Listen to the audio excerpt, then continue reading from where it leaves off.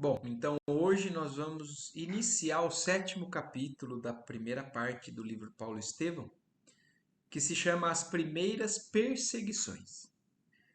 No último capítulo a gente estava no naquele tribunal, né, onde o Estevão foi submetido, foi chamado através de Paulo que articulou tudo aquilo e que, por incrível que pareça, né, o Estevão com toda a paciência, toda a serenidade, toda a sabedoria conseguiu mostrar de maneira muito linda, né, todas as verdades que o cristianismo trouxe para ele.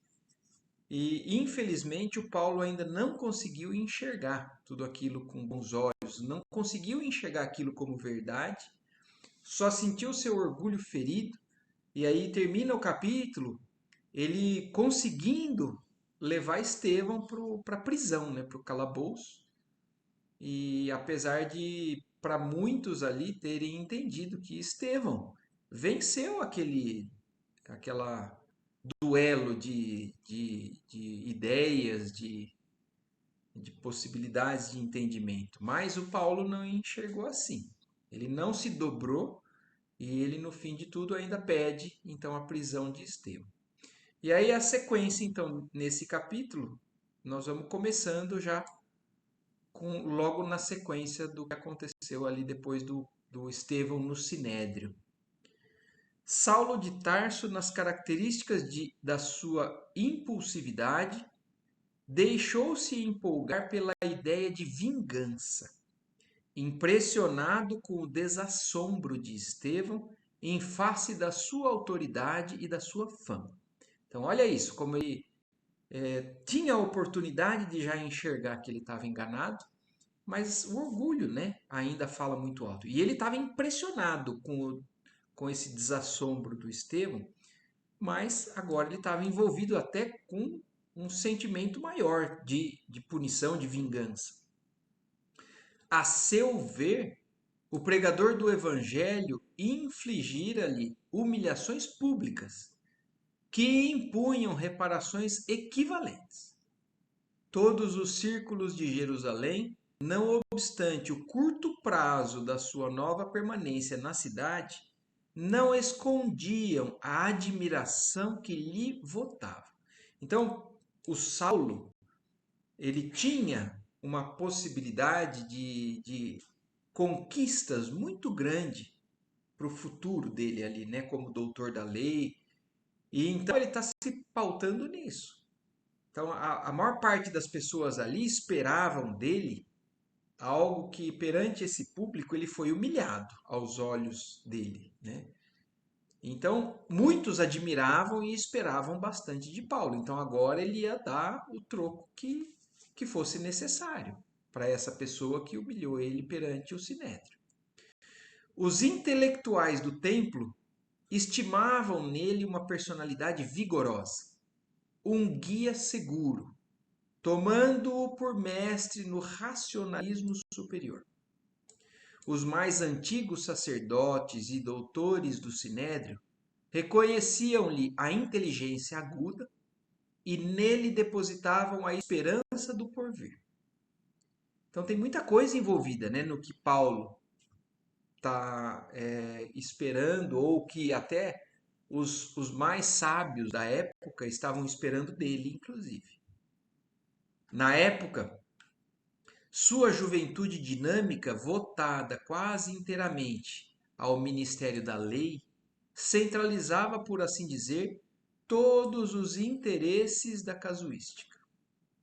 Com a argúcia psicológica que o caracterizava, o jovem tarsense conhecia o papel que Jerusalém lhe destinava. Assim, as controvérsias de Estevão doíam-lhe nas fibras mais sensíveis do coração. No fundo, seu ressentimento era apanágio de uma juventude ardorosa e sincera. Entretanto, a vaidade ferida, o orgulho racial, o instinto de domínio toldavam-lhe a retina espiritual. Então, esse é a realidade da situação atual que o Saulo se encontra, né? Então, uma pessoa cheia de potencial, cheia de conhecimento, mas totalmente distorcida pela própria vaidade, pelo orgulho, o instinto de domínio, como está falando ali. Então, esse é o Saulo que nós estamos conhecendo. Aliás, essa primeira parte do livro, né, traz para a gente uma ideia de uma pessoa que a gente começa a ficar até com uma certa impressão muito ruim. Mas ele é o Paulo que a gente conhece hoje, das cartas do Evangelho. Então, todo esse contraste é que nós vamos vendo com o tempo. Né? Nós estamos vendo um Saulo e o livro, mais para frente, vai nos mostrar essa transformação que foi acontecendo. Mas nós temos que ter muito claro isso. O que era Paulo? Né? Como era Saulo? Então, vaidoso, orgulhoso, com um instinto de domínio, como fala aqui Emmanuel, né, através desse livro. No âmago das suas reflexões, odiava agora aquele Cristo crucificado. Olha o que esse livro nos traz, né? Porque muitas das biografias de Paulo nunca trouxeram essa realidade do que era ele antes, da conversão. Só sabia que ele foi convertido ali às portas de Damasco e depois fez o que fez. Mas essa realidade do antes, só agora, nesse livro que, através do Chico, o Emmanuel nos traz essas informações. Então, o Saulo chegou a odiar o Cristo crucificado. Por quê? Porque ele detestava o Estevão, considerado então como perigoso inimigo. Não poderia tolerar qualquer expressão daquela doutrina, aparentemente simples, mas que vinha abalar o fundamento dos princípios estabelecidos. Perseguiria inflexivelmente o caminho, na pessoa de quantos lhe estivessem associados. Mobilizaria intencionalmente todas as simpatias de que dispunha para multiplicar a devassa imprescindível. Certo, deveria contar com a admoestação conciliatórias de um Gamaliel e de outros raros espíritos. Então, o Gamaliel, vocês se lembram, foi um dos que, na verdade, colocou um pouco de panos quentes ali para poder amenizar aquilo que ele estava querendo já impor ao Estevão naquele momento do Sinédrio. E Gamaliel, ele era seu mestre, mestre de muitos. Gamaliel era uma referência na época, ali dentro do Sinédrio. Só que Gamaliel tinha um espírito sensato, de analisar muito bem os lados. Então, ele já sabia que ele ia contar com uma certa influência conciliatória de Gamaliel, mas ele estava determinado no propósito dele de ir até os últimos recursos para poder acabar com o que para ele era uma grande chaga, um grande problema para a religião que ele ali era, para ele era o detentor da integridade da religião dele, da época. E então ele sabia que ele ia contar com alguma interferência de um Gamaliel, por exemplo, e de outros raros espíritos que, ao seu ver, se deixariam embair pela filosofia de bondade que os galileus haviam suscitado com as novas escrituras. Mas estava convencido de que a maioria farisaica, em função política, ficaria a seu lado, animando-o na empresa começada. Então ele sabia que ele ia encontrar uma certa dificuldade, mas ele sabia que a maioria estava do lado dele. A maioria era duro, orgulhoso também, da mesma maneira, e ele iria conseguir apoio onde ele precisasse.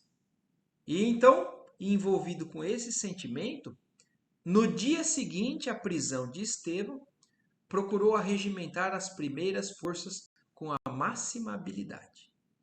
A cata de simpatia para o amplo movimento de perseguição que pretendia efetuar, visitou as personalidades mais eminentes do judaísmo, abstendo-se, contudo, de procurar a cooperação das autoridades reconhecidamente pacifistas.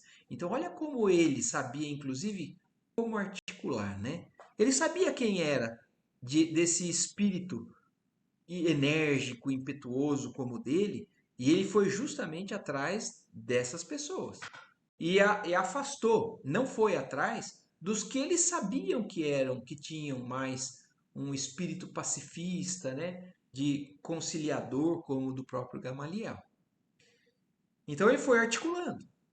A inspiração dos prudentes não o interessava. Necessitava de temperamentos análogos ao seu, para que o cometimento não falhasse. Depois de concertar largo projeto entre os compatrícios, concertar aqui é no sentido do concerto, como um concerto, né? Não um concerto de corrigir alguma coisa, de orquestrar um concerto musical, né? Então, ele foi orquestrando esse projeto de atrás de um, de outro, solicitou uma audiência da corte provincial para obter o apoio dos romanos encarregados da solução de todos os assuntos políticos da província. Então ele não foi só atrás dos patrícios dele, né, dos hebreus. Ele foi atrás também dos romanos. Ele queria apoio de todas as forças que ele pudesse para conseguir êxito naquilo que ele estava querendo fazer. O procurador, então, da questão dos romanos, apesar de residir oficialmente em Cesareia, estagiava na cidade e ali tivera notícias dos fatos interessantes da véspera. Recebendo a petição do prestigioso doutor da lei, hipotecou-lhe solidariedade plena, elogiando as providências em perspectiva. Seduzido pelo verbo fluente do moço rabino, fez-lhe sentir com a displicência do homem de estado de todos os tempos e em quaisquer circunstâncias pelos assuntos religiosos, que reconhecia no farisaísmo questões de sobra para mover combate aos galileus ignorantes, que perturbavam o ritmo das manifestações de fé nos santuários da cidade santa. Então, olha como os interesses políticos, apesar de os romanos não se interessarem pela questão religiosa de Paulo, eles se interessavam por acabar com também a movimentação que os galileus poderiam causar de problema para o Império Romano. Então ele apoiou Paulo. Falou assim, não, se você está interessado em acabar com esse, a gente dá conta. Mas então vamos te apoiar para que você afaste esse problema também da gente.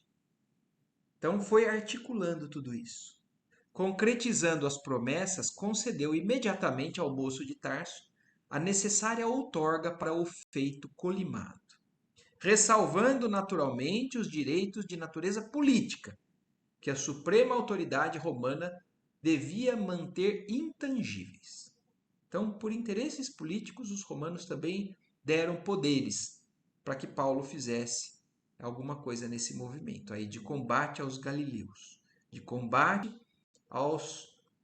do caminho, né? Como eram chamados os cristãos na época. Entretanto, bastava ao nóvel rabino a adesão aos poderes públicos, aos projetos aventados. Então, o que ele queria era isso, esse apoio político. Agora, com os romanos, ele não tinha nada a ver com apoio religioso. Animado em seus propósitos pela quase geral aprovação do seu plano, Saulo começou a coordenar as primeiras diligências por desvendar as atividades do caminho, em suas mínimas modalidades. Obcecado pela ideia da desforra pública, idealizava quadros sinistros na mente superexcitada. Então, imagina, Saulo, por dentro, estava, inclusive, alimentando ideias, como ele fala ali, né? Quadros sinistros numa mente superexcitada. Então ele criou ideias de realmente imposições, talvez de violência em cima desses cristãos. Tão logo fosse possível, prenderia todos os implicados. O evangelho, aos seus olhos, dissimulava sedição iminente.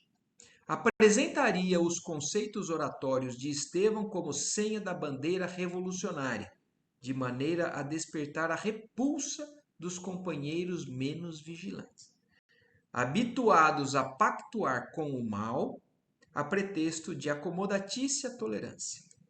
Combinaria os textos da lei de Moisés e dos escritos sagrados para justificar que se deveria conduzir os desertores dos princípios da raça até a morte.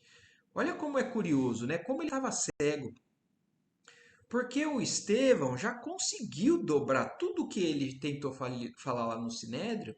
O Estevão, ele conseguiu, não desfazendo da lei de Moisés, ele acrescentou as verdades do Cristo de maneira a fazer todos entender ali. Mas Saulo estava totalmente cego a tudo isso. E olha que grande oportunidade Saulo já teve de chamamento.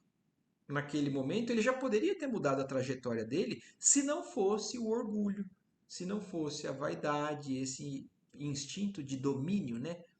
Essa questão do poder que ele tinha muito dentro dele. Então, às vezes, e eu fico pensando, às vezes, o quanto nós não somos cegos frente a algumas verdades, algumas realidades que nos são mostradas, que a gente pode já seguir por um caminho cristão, mas por interesses pessoais ainda inferiores que a gente alimenta, de orgulho, de vaidade, de poder e uma série de outros dessas questões inferiores que a gente ainda tem, né? Eu fico pensando muito sobre isso, sobre essa trajetória de Paulo. Demonstraria a irrepreensibilidade da sua conduta inflexível. Tudo faria por conduzir Simão Pedro ao calabouço. Na sua opinião, devia ser ele o autor intelectual da trama sutil que se vinha formando em torno da memória de um simples carpinteiro. Então, aos seus olhos, né, Simão Pedro era o pivô de tudo aquilo. Era ele quem. Porque o carpinteiro já tinha sido morto na cruz. Então, por que não acabou a história? Por causa desse Simão Pedro, deve ser. Então, ele, agora, Saulo, além de Estevão, quer ir atrás de Simão Pedro e também fazer que ele, se for preciso, morra. A não ser que ele mude de opinião, refaça, né, o que ele fez até agora, no sentido que ele estava achando prejudicial para a lei de Moisés. No arrebatamento das ideias precipitadas, chegava a concluir que ninguém seria poupado nas suas decisões irrevogáveis. Olha que quadro, né, que o Saulo está envolvido intimamente. Nesse dia, singularizado pela visita às autoridades em evidência, no intuito de as atrair à sua causa, outros fatos surpreendentes vieram agravar as preocupações que o assoberbavam. Então, nessa busca, né, cada vez mais por conseguir apoio, outras coisas aconteceram que pioraram por dentro essa questão da raiva, né, do instinto de vingança de Saulo. E o que foi aqui? Né? Olha o que eles falam agora. Oséias Marcos e Samuel Natan, dois compatriotas riquíssimos de Jerusalém, depois de ouvirem a defesa pessoal de Estevão no Sinédrio, impressionados com a eloquência e justeza dos conceitos do orador, distribuíram com os filhos a parte da herança cabível de cada um e doaram ao caminho o restante de seus haveres. Então, olha isso. Algumas pessoas, para algumas pessoas, ficou claro o quanto Estevão estava sendo justo naquilo que ele estava falando e sábio. E então foram convertidos por Estevão naquele momento. Só que eram pessoas que estavam antes do lado de Saulo. Então, para ele ali, já mais um motivo para que ele haja de maneira inflexível. Então, esses dois ricos compatriotas distribuíram a herança com os filhos, com a parte que lhes cabia, e o resto doou para aqueles que trabalhavam no caminho, para que pudessem fazer o auxílio maior ali aos necessitados. Para isso, procuraram Simão Pedro, beijando-lhe as mãos calejadas no trabalho, depois de lhe ouvirem a palavra acerca de Jesus Cristo. A notícia ecoou nos círculos farisaicos com as características de verdadeiro escândalo. Saulo de Tarso teve conhecimento do fato no dia imediato, aferindo o abalo geral que a atitude de Estevão provocara. A defecção dos dois correligionários, bandeando-se para os galileus, causou-lhe profundo sentimento de revolta. Então, ainda assim, aquilo agravou tudo aquilo que ele já estava articulando, né? Falava-se mais que Oséias e Samuel, entregando ao caminho a totalidade de seus bens, haviam declarado entre lágrimas que aceitavam o Cristo como o Messias prometido. Então, aquilo foi a gota d'água, né? Os comentários dos amigos a respeito instigavam-no a mais fortes represálias, designado pelas caprichosas correntes populares como o mais jovem defensor da lei. Sentia-se compelido cada vez mais a revelar o seu ascendente nesse posto que considerava sagrado. Na defesa do seu mandato, por isso mesmo, desprezaria todas as considerações tendentes a infirmar-lhe o rigorismo a que presumia um divino dever. Considerando a gravidade da última ocorrência que ameaçava a estabilidade do judaísmo no seio mesmo dos seus elementos mais destacados, procurou novamente as autoridades supremas do Sinédrio a fim de apressar as repressões em perspectiva. Então, aí, depois dessa história, ele foi atrás de acelerar esse processo. Atento à autorização concedida pelos mais altos poderes políticos da província, Caifás propôs fosse o zeloso doutor de Tarso nomeado chefe e promotor de todas as providências atinentes e indispensáveis à guarda e defesa da lei. Competia-lhe então promover todos os recursos que julgasse convenientes e úteis, reservadas ao sinédrio as últimas decisões, máxime as de natureza mais grave. Então agora ele estava com praticamente todos os poderes ao seu lado, conferidos a ele para que ele tomasse qualquer providência. Satisfeito com o resultado da reunião que improvisara, o moço tarcense acentuou antes de se despedir dos amigos. Hoje mesmo requisitarei o corpo de tropa, que deverá operar no perímetro da cidade. Amanhã ordenarei a detenção de Samuel e Oséias, até que se resolvam a retomar juízo. E no fim da semana, tratarei das capturas da gentalha do caminho. Eu quero que vocês guardem essa parte aqui, ó. Amanhã ordenarei a detenção de Oséias e Samuel, até que resolvam retomar juízo. Porque para ele, eles estão ficando loucos, perderam o juízo e foram para um lado que agora o que ele exige? Que ele seja retomado ao juízo, que eles retomem a esse juízo. Ponham a mão na consciência e reconheçam que estão desajuizados e que então voltem atrás naquilo que eles estavam fazendo. Era isso que ele estava querendo exigir desses dois, de Samuel e Oséias. E ainda estava planejando, né, a captura de todos aqueles que trabalhavam no caminho. Não temerás, acaso, os sortilégios? Interrogou Alexandre com ironia. Então, de tudo isso que ele estava articulando, o Alexandre pergunta para ele, né? E você não tem medo das magias, né? Porque vocês lembram, quando ele fala dos sortilégios que eles faziam, né? Das curas e tudo mais, achavam que era coisa das forças diabólicas. Apesar de Estevão ter mostrado para ele que Moisés fez algumas magias, algumas coisas miraculosas com as forças divinas. Mas agora Alexandre está perguntando, você não está preocupado que eles são capazes de manipular essas forças do mal contra você? E aí Saulo fala, de modo algum, respondeu sentencioso e decisivo. Sabendo de oitiva que os próprios militares começam a ficar supersticiosos sob a influência das ideias extravagantes dessa gente, chefiarei em pessoa a expedição, porquanto tenciono recolher o tal Simão Pedro ao calabouço.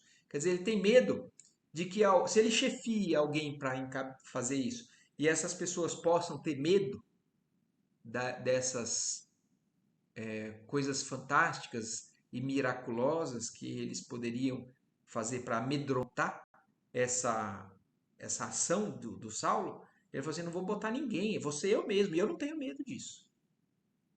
E aí, quando ele fala que ele pretende prender Simão Pedro, aí um deles pergunta, né? Simão Pedro perguntou um dos presentes, admirado. E aí Saulo fala: por que não? E aí, olha o que essa pessoa fala para ele. Sabes o motivo da ausência de Gamaliel ao nosso encontro de hoje? Tornou o outro. E aí Saulo fala: não. É que, a convite desse mesmo Simão, ele foi observar as instalações e os feitos do caminho. Não achas tudo isso extremamente curioso? Temos, de maneira geral, a impressão de que o chefe humilde dos galileus, desaprovando a atitude de Estevão perante o Sinédrio, deseja recompor a situação, buscando aproximar-se de nossa autoridade administrativa.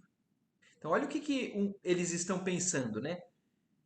Estão achando que talvez até os próprios companheiros do caminho desaprovem o que Estevão fez e estão querendo se reconciliar com o tribunal, com os doutores da lei, e buscaram se aproximar da autoridade maior administrativa, que era o Gamaliel. Então, para alguns, isso que aconteceu não foi uma debandada do Gamaliel, mas foi uma tentativa dos cristãos de amenizarem aquilo que o Estevão exacerbou. Porque o Estevão, em nenhum momento, tentou amenizar que ele foi cristão o tempo todo. E é isso que gerou todo o problema com Saulo. Mas agora, eles estão explicando. Gamaliel foi chamado e foi lá no caminho. Será que está acontecendo uma conciliação já? Algo para não precisar chegar a esses termos? E aí, então, quando ele fala isso, será que não estão buscando aproximar da autoridade para recompor a situação? Quem sabe? Talvez tudo isso seja útil. No mínimo, é bem possível estejamos caminhando para a necessária reharmonização. Então, para alguns, já estava tudo mais ou menos sendo solucionado. Saulo mostrava-se mais que surpreso, porque estupefato. Mas que vem a ser tudo isso? Gamaliel visitando o caminho? Chego a duvidar da integridade mental, da sua integridade mental. Mas sabemos, interveio Alexandre, que o mestre sempre pautou seus atos e pensamentos com a máxima correção. Então, eles não têm como questionar a integridade de Gamaliel. Mas agora até Saulo, o seu guia até então sempre foi Gamaliel. Mas olha como os interesses pessoais dele estão deixando ele cego a esse ponto. Então, para que ele não se desinteresse de tudo aquilo que ele estava promovendo para defender uma humilhação que ele sofreu, agora ele está até começando a questionar a integridade mental do Gamaliel, que era sua maior referência. E aí alguns tentando mostrar para Saulo que talvez não fosse bem assim. O mestre, né, Gamaliel, sempre pautou seus atos e pensamentos com a máxima correção. Era justo se negasse a tal convite, em consideração a nós outros. Entretanto, se tal não fez, é igualmente preciso não desacatemos a deliberação tomada, certo, com a nobreza de objetivos que sempre o inspirou. Então, alguma coisa, parte daqueles que estavam ali conversando, respeitam ainda e tomam, de alguma maneira, essa conduta do Gamaliel como algo a ser pensada, refletida. E aí Saulo, quando ele fala isso, quando Alexandre fala isso, fala assim, de acordo. Disse Saulo algo contrafeito. Entretanto, apesar da amizade e gratidão que lhe consagro, nem mesmo Gamaliel poderá modificar minhas resoluções. É possível que Simão Pedro se justifique, saindo ileso das provas a que será submetido. Mas, seja como for, terá de ser conduzido ao cárcere para as necessárias inquirições. Então, aí Saulo deu uma amolecida ali, falou, tudo bem, se Simão Pedro for preso e negar tudo, como ele esperava que Estevão fizesse, se dobrasse a ele, né? Se Simão Pedro fizer isso, então está resolvido. Mas de qualquer forma, eu vou ter que prender ele, para que ele responda perante o Sinédrio a tudo isso que nós estamos montando. Desconfio da sua aparente humildade. Com que fim se abalançaria ele a deixar suas redes para arvorar-se em benfeitor gracioso dos pobres de Jerusalém? Então ele está perguntando, porque Simão Pedro era pescador, né? Assim, é estranho tudo isso. Por que vocês acham que ele deixaria a sua função de pescador para poder fazer tudo isso, beneficiando os pobres de Jerusalém? Eu acho que não é humildade sincera. Alguma coisa tem por trás disso. Vejo em tudo isso propósitos de sedição que não deve andar muito longe. Os mais humildes e ignorantes caminham à frente dos perigos. Os senhores da destruição aparecem depois. A palestra animou-se ainda há algum tempo em torno da expectativa geral dos acontecimentos que se aproximavam, até que Saulo se despediu e voltou para casa, disposto a aceitar os últimos detalhes do seu plano. A prisão de Estevão tivera na igreja modesta do caminho. Então agora vem o que aconteceu depois da prisão de Estevão, lá do lado lá da casa do caminho. A prisão de Estevão tivera na igreja modesta do caminho ampla repercussão, despertando justificados receios aos apóstolos da Galiléia. Pedro recebera a notícia com profunda tristeza. Encontrara no rapaz de Corinto um auxiliar devotado e um irmão. Além disso, pela nobreza de suas qualidades afetivas, Estevão se tornara uma figura central a focalizar todas as atenções. Para a sua fronte inspirada convergiam numerosos problemas, em cuja solução o ex-pescador de Cafarnaum não mais dispensava a sua prestigiosa cooperação. Amado pelos aflitos e sofredores, tinha sempre a palavra de bom ânimo, que levantava o mais desalentado coração. Então, para Simão Pedro, aquilo era uma grande tristeza, uma grande perda, porque Estevão se tornou um dos maiores apoios, um dos maiores trabalhadores, um dos maiores servidores que conseguiam realmente ajudar a todos que ali buscavam auxílio. Isso para Pedro, né? Simão Pedro. Pedro e João. Então, tanto Simão Pedro quanto João preocuparam-se mais por amor que por quaisquer outras considerações. Então, eles dois tinham um sentimento realmente de amor por Estevão. Entretanto, Tiago, então outro, né, que ali vivia, que era dos apóstolos, filho de Alfeu, não conseguia disfarçar seu desgosto em face da conduta desassombrada do irmão de fé, que não hesitara em afrontar os poderes farisaicos. Então, para alguns, a postura não deveria ser aquela. Então, Estevão estava muito consciente do que ele deveria ser de transparente com relação à sua convicção do Cristo. Mas alguns, como Tiago, por exemplo, achava que não deveria afrontar os poderes farisaicos da época, né? Os dos senhores da situação. Então achava que eles deveriam ficar mais quietinhos na dele, não despertando tanto problema. Na opinião dele, Estevão andara errado no capítulo das exortações. Deveria comedir-se, merecera a prisão pelos argumentos precipitados na defesa de si mesmo. Fermentara-se a discussão. Pedro fazia-lhe sentir a oportunidade da ocorrência, para que se revelasse a liberdade do Evangelho. Então, olha como, mesmo entre os apóstolos, existiam opiniões diversas. Então, como cada um de nós, quando recebe informações sobre religião ou sobre algumas verdades do próprio Evangelho, do Espiritismo, seja lá o que for, cada um interpreta de uma maneira, com as suas facilidades ou com as suas limitações. Alguns colocam freio, outros aprovam. Então, para Pedro, ele achava que realmente Estevão tinha agido corretamente, mostrando que o Evangelho não impõe medo por parte da força dos fariseus. Agora, Tiago já achava o contrário, que ele não deveria ter criado esse problema. E reforçava os argumentos com a lógica dos fatos. Então, Pedro, né?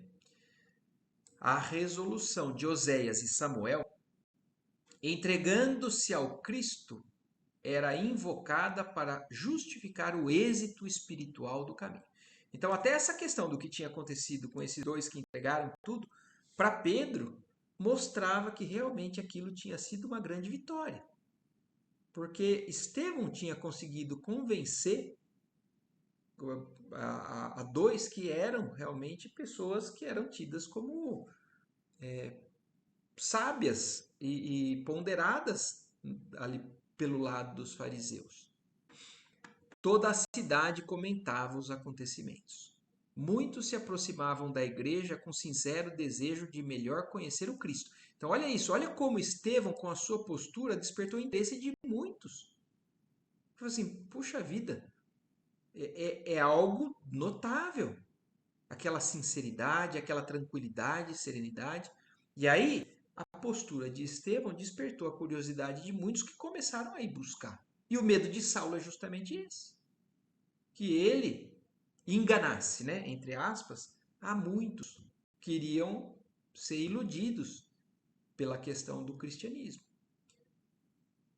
E isso deveria significar a vitória da causa. Então, para Pedro, isso já bastava para mostrar que Estevão realmente foi um grande exemplo de evangelização com a sua postura. Tiago, no entanto, não se deixava vencer pelos mais fortes raciocínios. A discórdia tomava corpo, mas Simão e o filho de Zebedeu sobrepunham a tudo os interesses da mensagem de Jesus. Quer dizer, apesar de existir uma discórdia ali com relação a esse assunto, acima de tudo eles ainda conseguiam colocar Jesus, a mensagem de Jesus acima de tudo. Então eles não estavam se entendendo nas opiniões com relação a esse fato, mas ainda assim mantinham a sua união em torno da mensagem de Jesus. O mestre afirmara-se emissário para todos os desalentados e doentes. E estes já conheciam a igreja humilde de Jerusalém, iluminando-se com a palavra da vida, de vida e de verdade. Os enfermos, os desiludidos da sorte, os desprotegidos do mundo, os tristes, iam-lhe ao encontro para o esclarecimento consolador. Era de ver-se como se rejubilavam na dor, quando se lhes falava da claridade eterna da ressurreição. Velhinhos trêmulos abriam os olhos desmensuradamente, como se contemplassem novos horizontes de imprevistas esperanças. Criaturas cansadas da luta terrestre sorriam venturosas quando, em ouvindo a boa nova, compreendiam que a existência amargurada não era tudo. Então, apesar de todo aquele desentendimento, ainda assim, o trabalho que eles tinham lá acabava preenchendo, né, e unificando eles. Então, o propósito do que eles tinham ali para fazer ainda era o principal. Pedro observava os sofredores que Jesus tanto amara e experimentava novas forças.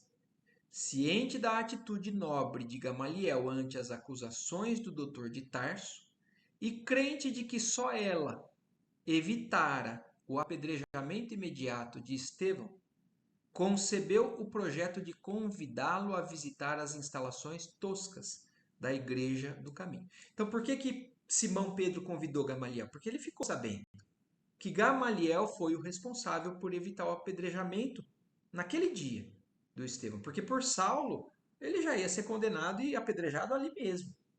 Então, quando Pedro percebeu que existia alguém ali, sensato e que tinha dado ouvidos, ele resolveu convidar então Gamaliel para conhecer melhor aquilo que ele já tinha sido sensibilizado. Exposta aos companheiros, a ideia foi unanimemente aprovada. João era o mensageiro escolhido para o novo cometimento.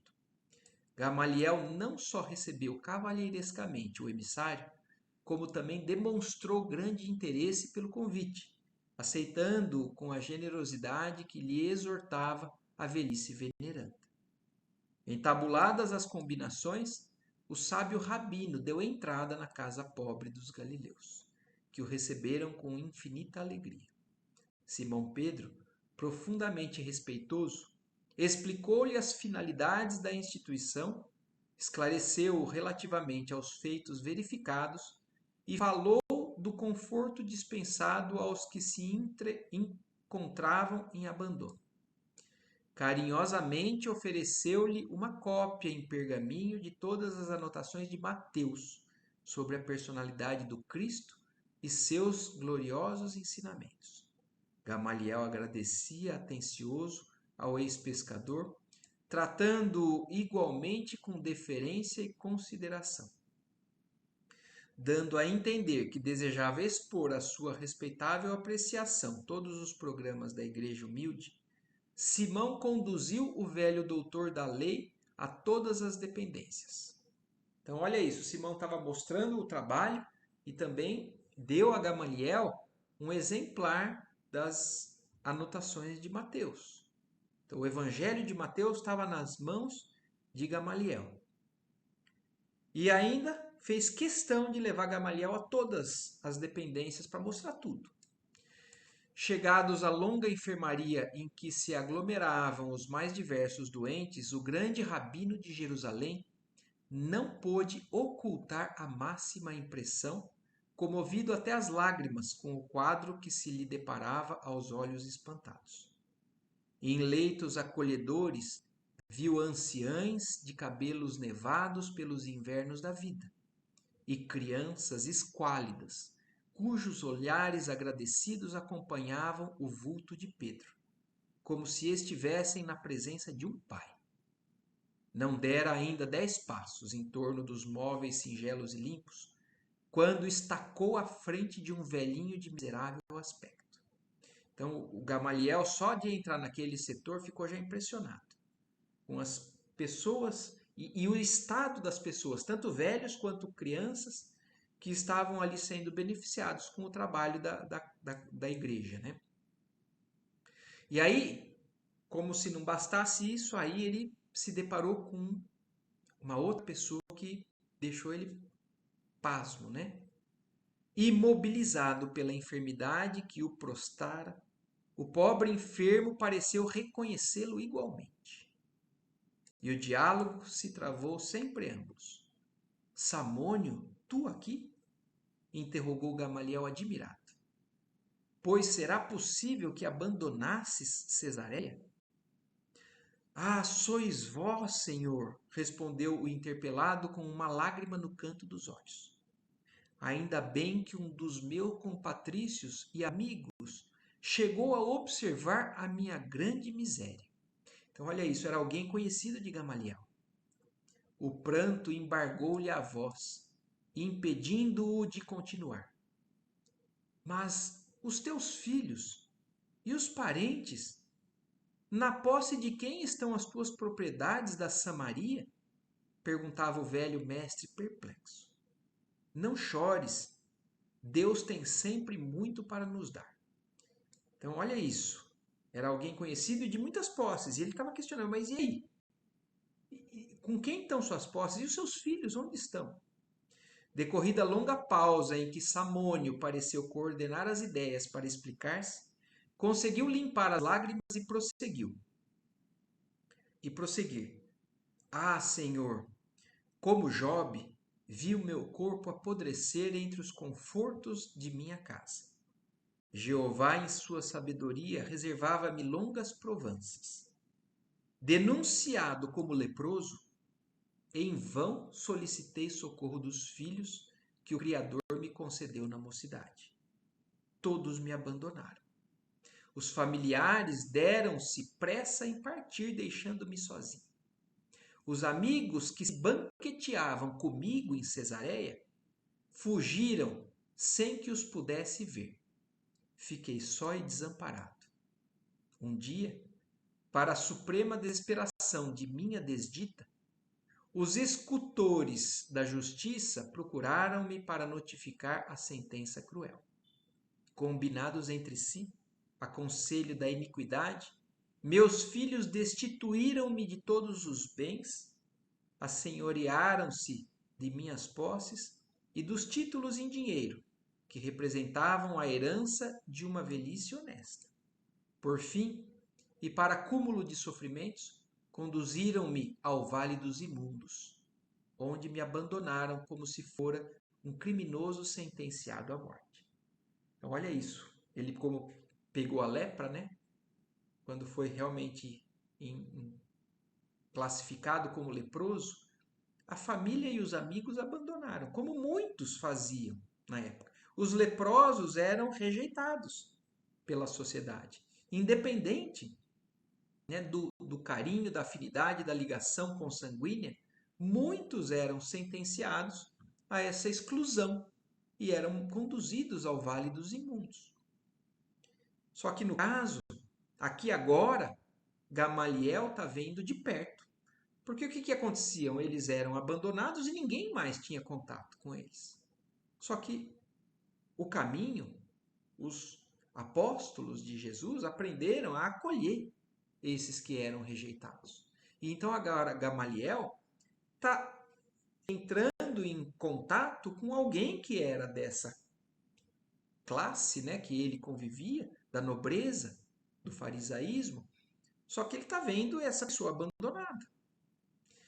Senti tanto abandono e tanta fome, experimentei tamanhas necessidades, talvez pela minha vida passada no trabalho e no conforto, que fugi do vale dos leprosos, fazendo longa jornada a pé, esperançoso de encontrar em Jerusalém as amizades valiosas de outrora.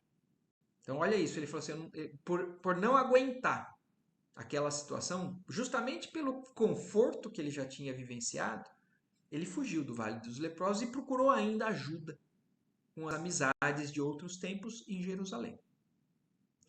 Ouvindo o relato doloroso, o velho mestre tinha os olhos úmidos. Conhecera Samônio nos dias mais felizes de sua vida.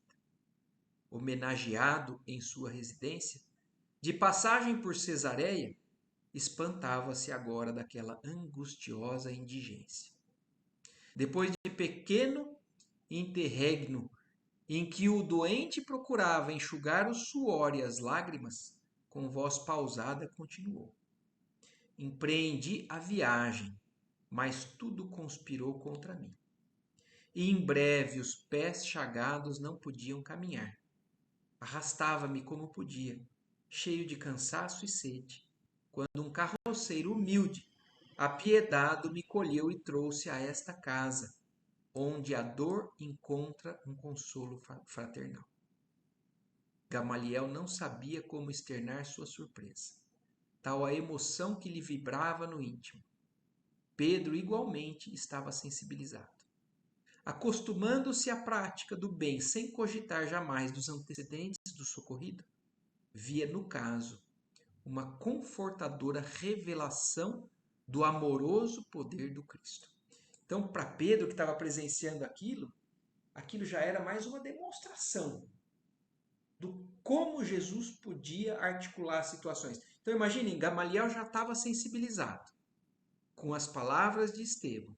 E agora, conduzido àquele lugar, se encontra justamente com essa pessoa. Então, isso, com certeza, de maneira a concluir o que ele já estava iniciando o processo de compreensão com relação à sinceridade e às verdades do cristianismo que estava iniciando.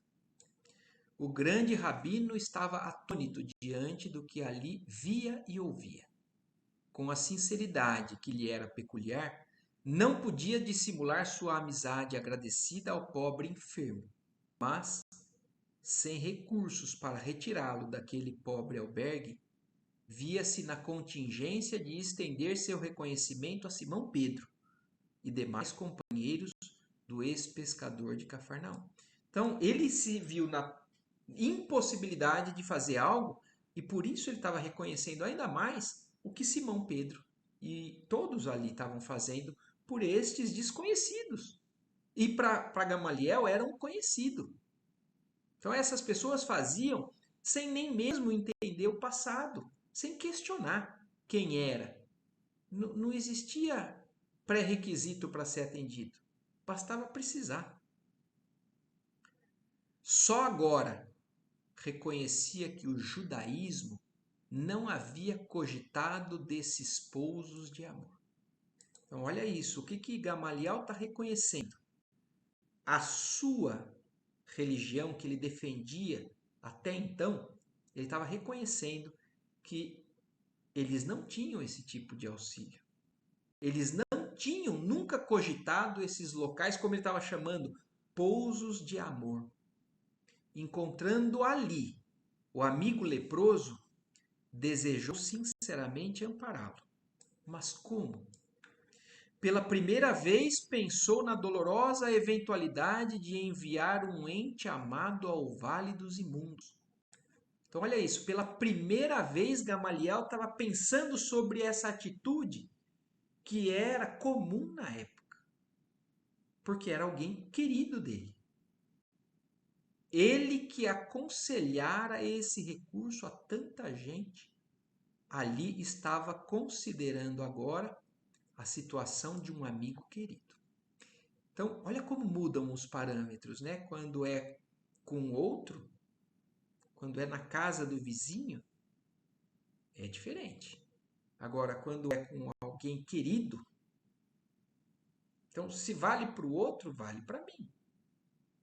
E é a primeira vez que Gamaliel está conseguindo refletir dessa maneira, pela situação que foi colocada para ele, articulada. Olha como Saulo estava articulando tudo para o lado, né, do mal, e como a espiritualidade estava articulando também, de certa maneira, a conquistar aqueles que já tinham algum tipo de sensibilidade. O episódio abalava-o profundamente. Procurando evitar raciocínios filosóficos, de modo a não cair em conclusões apressadas, falou com doçura. Então, olha como Gamaliel é prudente. Ele está sendo conquistado pelo cristianismo, mas ainda assim ele não condena, mas também não aceita. Então, para que ele não caísse em precipitação de raciocínios, que naquele momento ele estava sendo submetido, ele fala com calma, né, com doçura. Sim, tens razão para agradecer o esforço dos teus benfeitores. E aí o Samônio, né, responde. E também a misericórdia do Cristo, acentuou o doente com uma lágrima. Creio agora que o generoso profeta de Nazaré, com o testemunho de amor que nos trouxe, é o Messias prometido. Então, olha agora, esse amigo de Gamaliel está afirmando para ele que além de reconhecer a ajuda daquelas pessoas, ele também está reconhecendo que Jesus é o Messias. O grande doutor compreendeu o êxito da nova doutrina. Aquele Jesus desconhecido, ignorado da sociedade mais culta de Jerusalém, triunfava no coração dos infelizes pela contribuição de amor desinteressado que trouxera aos mais deserdados da sorte. Compreendeu ao mesmo tempo a discrição que se lhe impunha naquele meio humilde, atentas às suas responsabilidades na vida pública, precisando prosseguir na conversa, por testemunhar o seu altruísmo e piedade, advertiu com um sorriso. Então, olha Gamaliel, Ele reconhece o poder desse Cristo, dessa nova doutrina, mas ainda assim ele reconhece a sua responsabilidade perante ao farisaísmo. E então, com ponderação, ele fala, né? Acredito que Jesus de Nazaré, de fato, foi um modelo de renúncia à prol de ideias que até hoje não pude perquirir ou compreender. Mas daí a considerá-lo o próprio Messias. Então, Gamaliel está em conflito interno.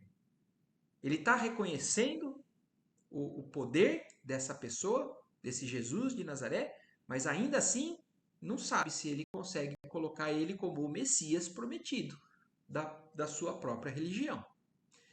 Essas palavras reticenciosas davam a compreender o escrúpulo de seu coração delicado entre a lei antiga e as novas revelações do Evangelho.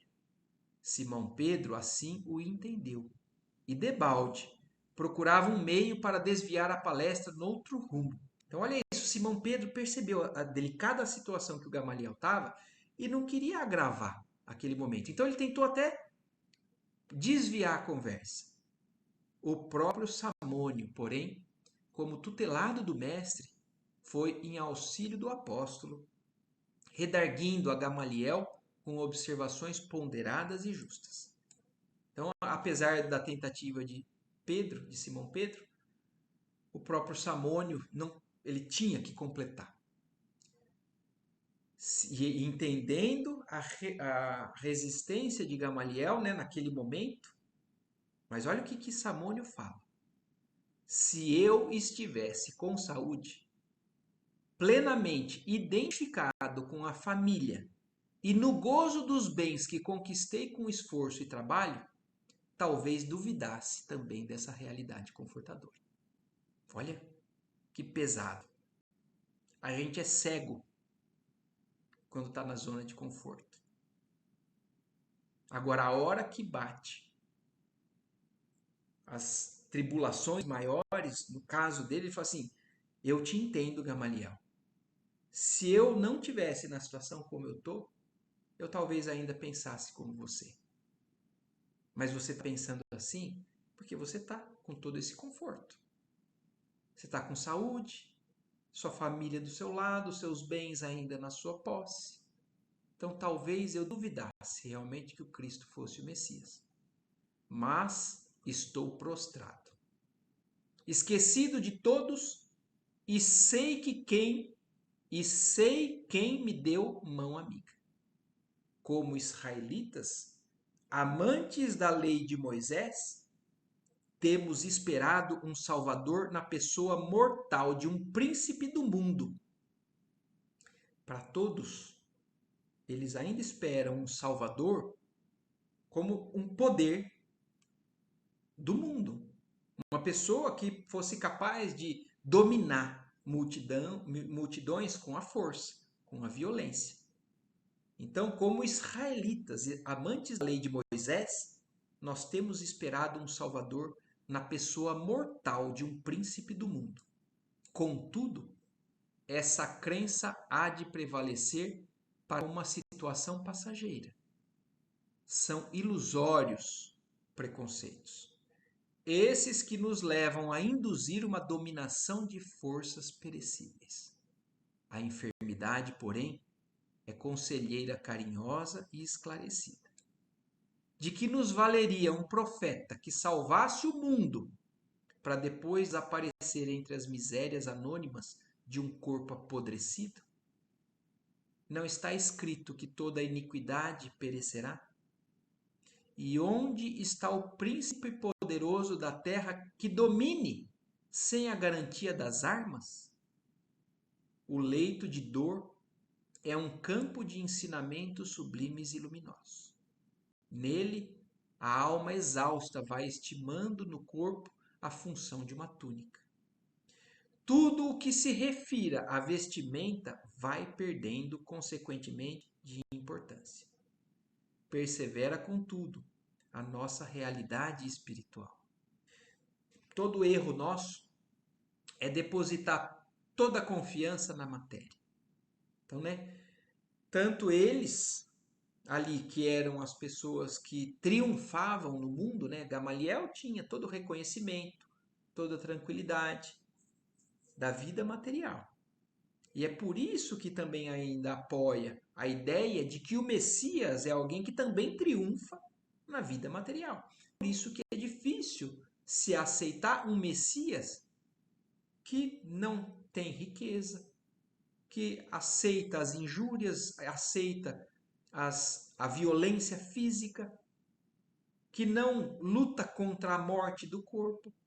É difícil para eles, é difícil para nós ainda aceitar dessa maneira. Então, persevera, contudo, a nossa realidade espiritual. Os antigos afirmavam que somos deuses. Na minha situação atual, tenho a perfeita impressão de que somos deuses projetados num turbilhão de pó. Apesar das chagas pustulentas que me segregam das afeições mais queridas, penso, quero e amo. Então, olha, Samônio está dando o exemplo do que está evidente dentro dele. Apesar das chagas pustulentas, eu ainda sou um espírito que pensa, que deseja, que ama. É isso que sobrevive à matéria. E é isso que Jesus nos mostra das prevalência, né, da espiritualidade, do pensamento, do sentimento acima da matéria. Na câmara escura do sofrimento, encontrei o Senhor Jesus para compreendê-lo melhor.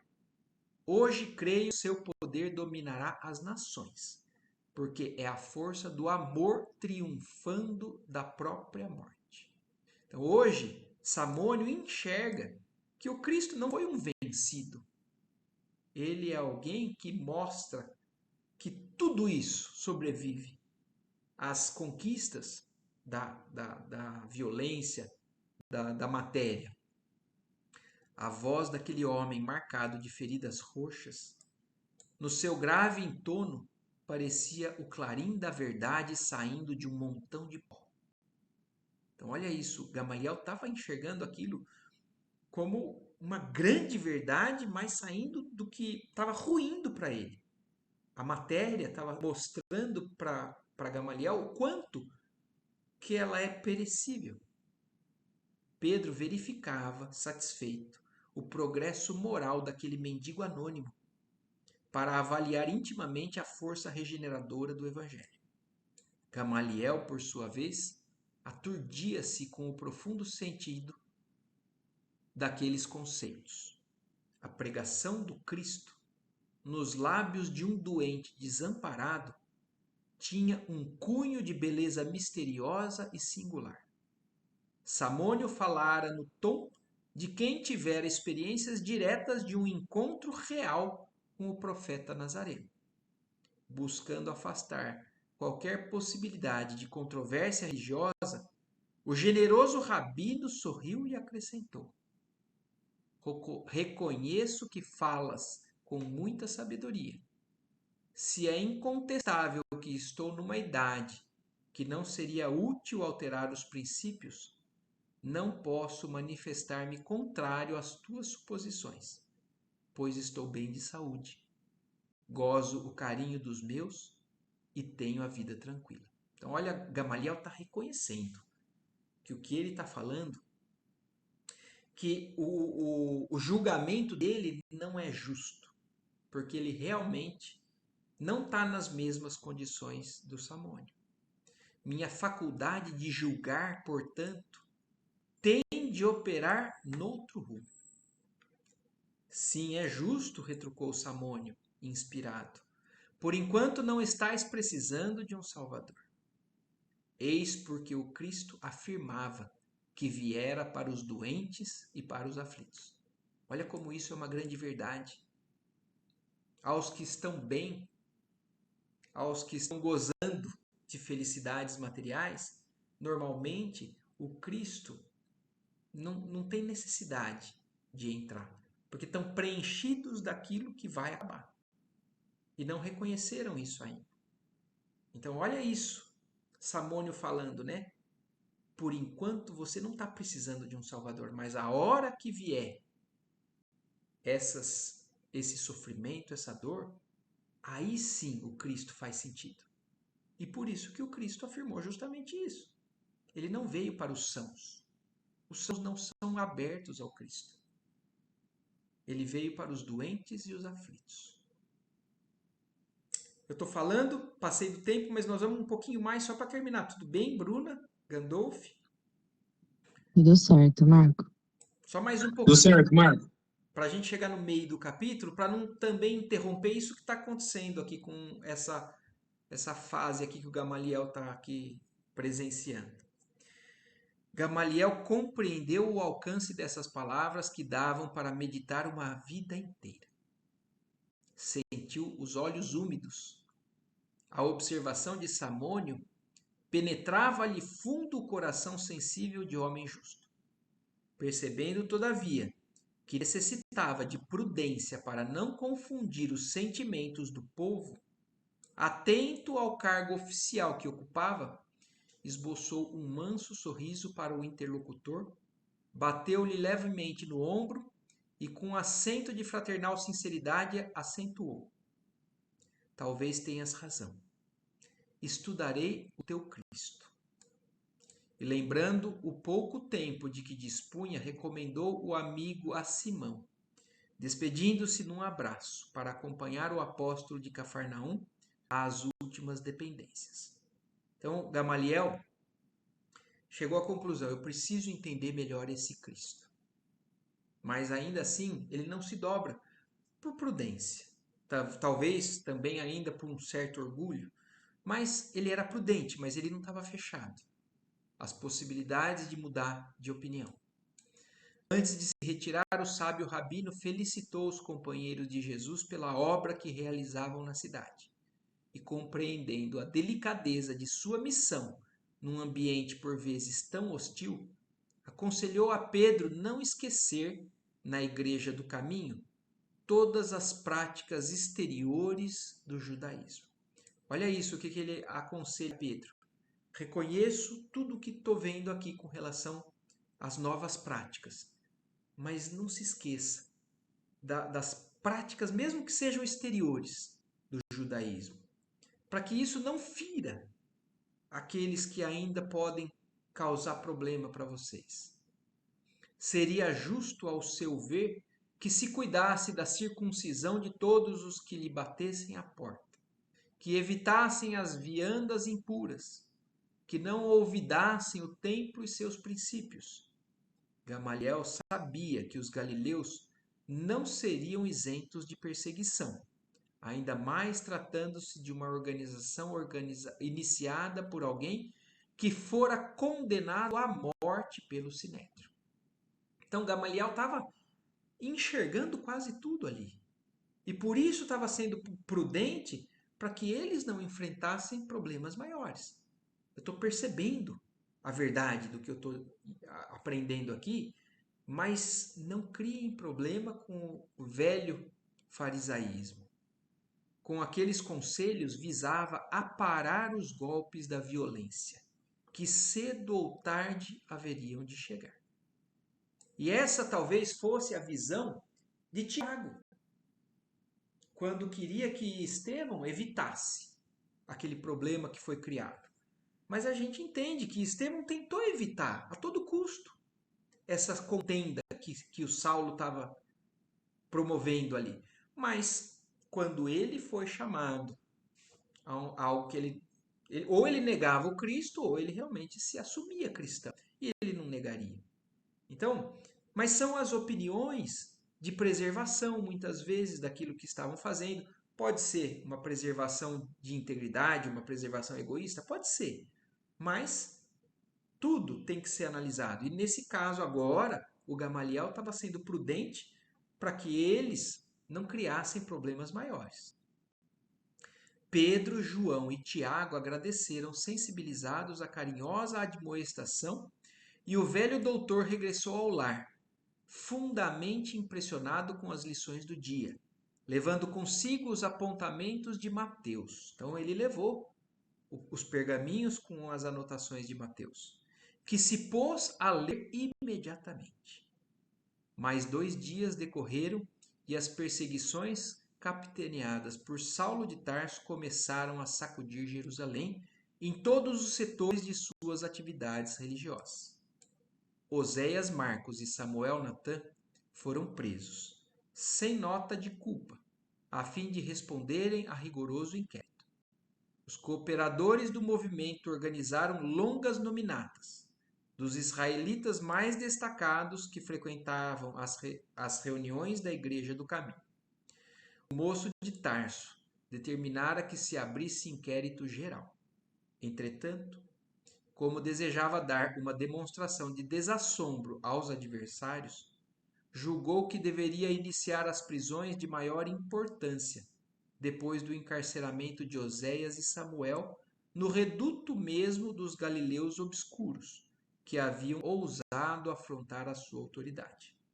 Foi pela manhã de um dia muito claro que o futuro rabino, cercado de alguns companheiros e soldados, bateu à porta da casa humilde, fazendo grande alarde dos fins de sua visita insidiosa. Simão Pedro em pessoa foi atendê-lo com grande serenidade nos olhos. Indisfarçável pavor estabeleceu-se entre os mais tímidos, porquanto 2 jovens que acompanhavam o apóstolo se incumbiram de correr ao interior e espalhar a notícia. És tu, Simão Pedro, antigo pescador de Cafarnaum? Perguntou Saulo com certa insolência. Eu mesmo, respondeu com firmeza. Estás preso, disse o chefe da expedição num gesto de triunfo. E mandando de que 2 dos companheiros se adiantassem, ordenou fosse o apóstolo algemado incontinente. Pedro não opôs a mínima resistência. Impressionado com o temperamento pacífico que os continuadores do Nazareno testemunhavam sempre, Saulo objetou com escárnio. O mestre do caminho deve ter sido um alto modelo de inércia e covardia. Ainda não encontrei qualquer indício de dignidade nos seus discípulos, cujas faculdades de reação parecem mortas. Olha como Saulo encara tudo aquilo. Aquilo chama a atenção dele, aquela pacificação, aquela inércia, mas ele enxerga aquilo como covardia. Então olha o que ele agora está ainda chamando a atenção ali para Pedro, achando que ele, o orgulhoso, o dominador, né, está triunfando sobre eles. Mas aquilo, de certa forma, intimamente chama a atenção dele. Recebendo em cheio tão acerba injúria, o ex-pescador respondeu serenamente. Então, olha isso.